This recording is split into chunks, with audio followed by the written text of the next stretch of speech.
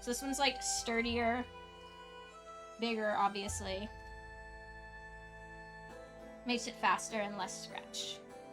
You love your big ass fork, 10U wide. Oh yeah, I've heard of those.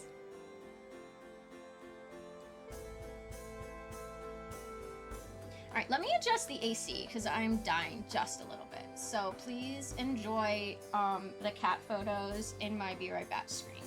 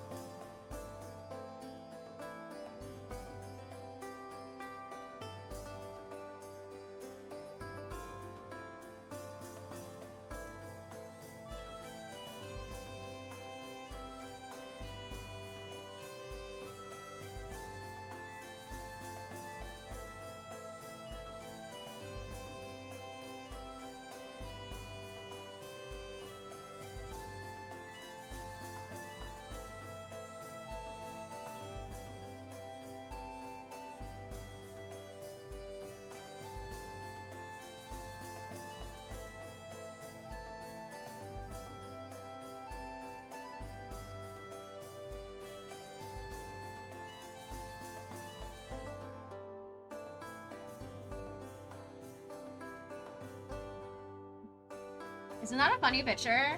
Well, that's a funny one too. I was talking about the one where Mochi was like hanging on by her tiny little noodle arms. She's a funny bean. She's a very funny bean. Alright, I feel better now. Got some water, turned on the AC. Mirror, if you are still here, I feel like you said you were going to do something, but this is the switch pusher. Yeah.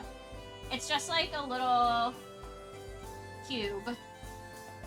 I like it sometimes for like when my fingers start hurting, and also just to get like a more even force. But it's definitely not like necessary.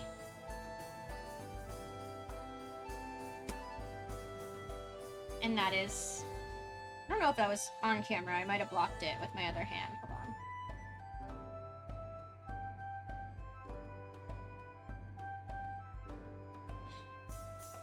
So you just like place it on top and then you can just push. Yes, your fingers felt it after a while. You could also 3D print something like that if you just need the tool and don't care about it being super refined. Well, yeah, Punk Shu 3D printed that one. And the keyboard stand that I was showing earlier and will show again. And I think it's gonna start selling that stuff as well. It even has little branding on it. It's really cute. It's working really well.